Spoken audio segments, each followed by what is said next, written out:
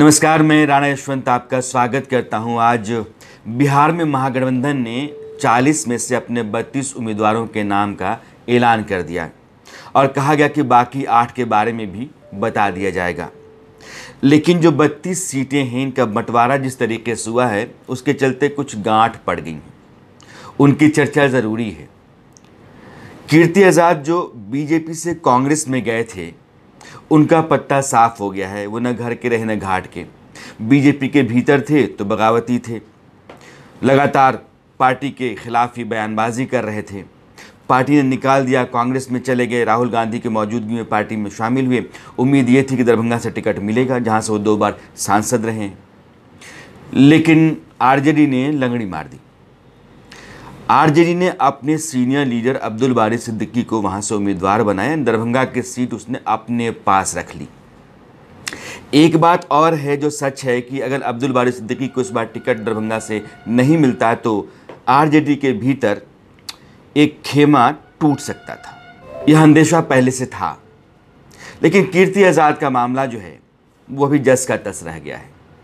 कहा यह जा रहा है कि उनको बेतिया से पार्टी चुनाव मैदान में उतारेगी। संजय जायसवाल जहां से बीजेपी के सांसद हैं और इस बार उम्मीदवार भी हैं। अब कल क्या होगा ये अलग मामला है। लेकिन शत्रुघ्न सिन्हा, अब लग रहा है कि उनके लिए रास्ता साफ हो गया है, क्योंकि पटना साहिब की सीट कांग्रेस के पाले में है, कांग्रेस की झोली में है। और राहुल गांधी से उन्होंने एक रोज़ पहले मुलाकात की थी। कहा था कि सीट तो नहीं बदलेगी, लड़ूंगा ज़रूर। कांग्रेस में अब शामिल कब होंगी ये देखना है, लेकिन पूरा अनुमान यही है कि वो कांग्रेस के टिकट पर कांग्रेस के उम्मीदवार की हैसियत से पटना साहिब से चुनाव लड़ेंगे, रविशंकर प्रसाद जो बीजेपी के उम्मीदवार हैं उनके खिलाफ। एक और पेच आ गया शिवहर में।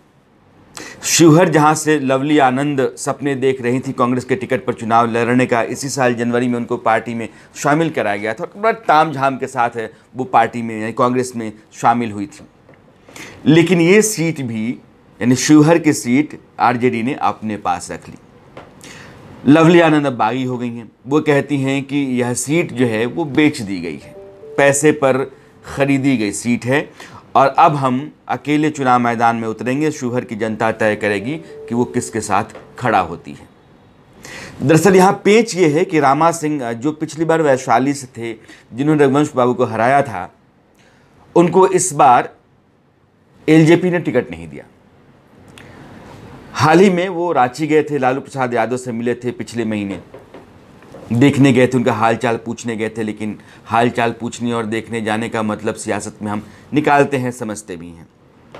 कहा यह जा रहा है कि रामा सिंह को आरजेडी शिवहर से टिकट देगी। राजपूत नेता हैं, लवली आनंद भी राजपूत नेता हैं, राजपूतों का गढ़ माना जाता है शिवहर। तो लवली आनंद की जगह हो सकता है कि आरजेडी के टिकट पर रामा सिंह शिवहर से उम्मीदवार होंगे। यह पेच फंस गया। लवली आनंद रामा सिंह की लड़ाई में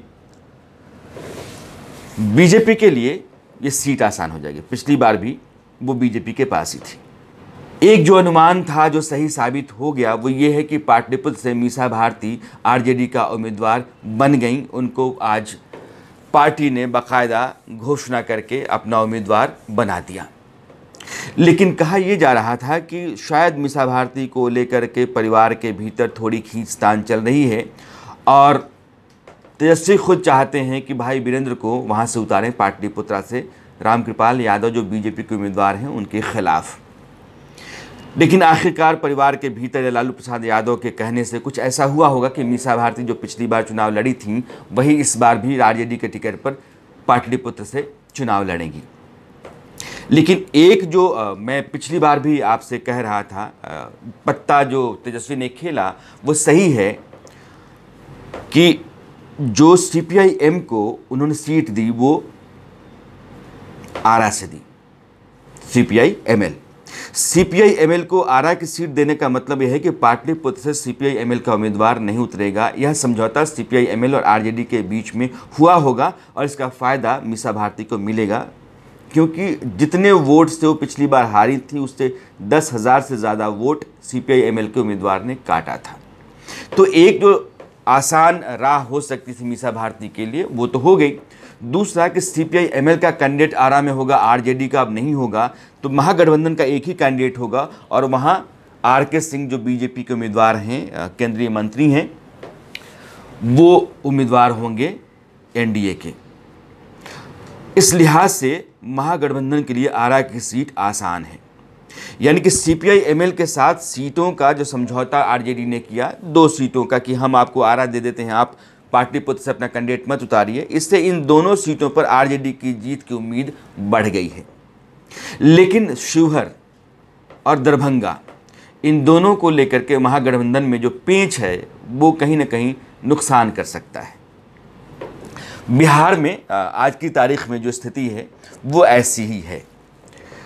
फिलहाल वक्त हो चला है आपसे विदा लेने का, लेकिन जाते जाते वही गुजारिश है कि आप इस चैनल को लाइक करें, सब्सक्राइब करें, अपनी राय दें और बेल आइकन दबाकर नोटिफिकेशन भी ज़रूर लें। नमस्कार।